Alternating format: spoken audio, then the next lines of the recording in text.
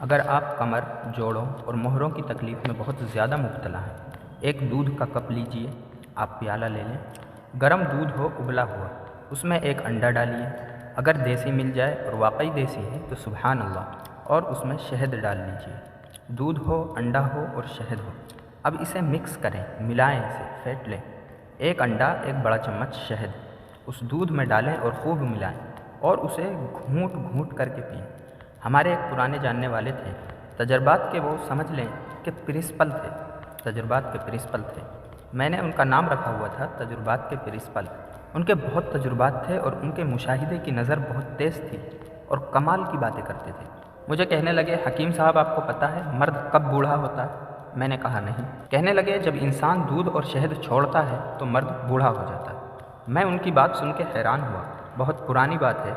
پھر میں نے لوگوں کو بتانا شروع کر دیا، جس نے بھی کیا کہنے لگے یہ پرانی ریت روایتیں تھیں ہمارے بڑوں کی، ہم نے اسے چھوڑی اور ہم اس سے کہاں ہو گئے، ہم تو کھو گئے، گم ہو گئے۔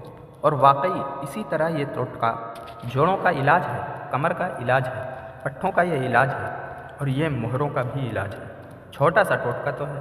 مجھے یاد ہے کہ میری نانی اماں کی بڑی بہن، ان کے شوہر تھے، انہیں ہم نانا کہتے تھے، بہت بوڑھے تھے، وہ بڑھاپے میں انڈا پی لیتے تھے، ایک انڈا پی لیا، دوسرا پی لیا، تیسرا پی لیا، چوتھا پی لیا، ہم حیران ہوتے تھے کہ یہ نانا کیا کر رہے ہیں، بالکل کمزور، بوڑھے۔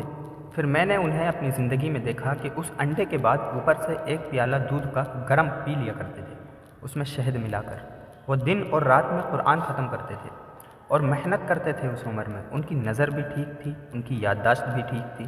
اس وقت میں بچہ تھا، اس وقت وہ 90 سے اوپر کے تھے، اس سے بھی زیادہ تھے، وہ 90 سے اوپر کے تھے، وہ قرآن پاک پڑھا کرتے تھے۔ اس وقت میں نے دیکھا کہ ان کا قرآن پاک بوسیدہ ہو گیا تھا۔ پتہ چلا کہ ان کی زندگی میں کئی قرآن پاک بوسیدہ ہو گئے ہیں، پھٹ گئے ہیں، شہید ہو گئے ہیں۔ کیوں؟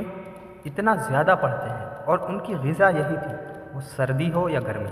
لیکن آپ سے ایک عرض کروں گا، کیونکہ آپ عادی نہیں ہیں، آپ ایک ایک انڈا کر کے لیجئے، تھوڑا تھوڑا بڑھا کر اپنے جسم کو اس کا عادی بنائیے۔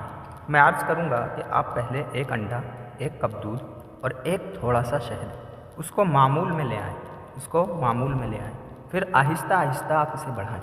کیونکہ میں نے نانا کی جو زندگی دیکھی، ان کی ساری زندگی کا یہی نظام تھا۔ انہوں نے مرغیاں اپنی رکھی ہوئی تھیں اور مرغیاں انڈا دیتی تھیں۔ بعض اوقات شور شرابہ بھی ہوتا تھا کہ کوئی انجان انڈا چرا کر لے گیا، تو ان کا تو انڈا کھانے کا مزاج تھا، وہ ان کی طبیعت کا حصہ بن گیا تھا۔ پھر ان کے لیے گرمی اور سردی کچھ نہیں تھی، وہ ان کے ایک عمل کا حصہ تھا۔ بہرحال انڈا، دودھ اور شہد، انڈا، دودھ اور شہد، یہ آپ کی زندگی میں حیرت انگیز رزلٹ رکھتے ہیں۔ کس معاملے میں؟ کمر کے معاملے میں، مہروں کے معاملے میں، جوڑوں کے معاملے میں، پٹھوں کے معاملے میں اور اعصاب کے معاملے میں۔ اس کو ضرور اپنے ساتھ شامل کیجیے۔ ایک ہمارے مخلص ہیں، وہ کہنے لگے میرے دانت ہلنا شروع ہو گئے۔ اس کا واحد حل یہ ہے، یا دانتوں پہ تار لگوائیں یا وہ سارے دانت نکلوا کر مصنوعی دانت لگوائیں۔ ایک دانت ہیلا، دوسرا ہیلا، تیسرا ہیلا اور دانت ہلنا شروع ہو گئے۔ پریشان کن بات، بہت علاج وغیرہ کیا، درد کی گولیاں کھائیں، کچھ نہ ہوا۔ کسی نے مجھے ٹوٹکا بتایا کہ ایک کچا انڈا لے اور اسے منہ میں ڈال اور پی جا، 40 دن کر لے۔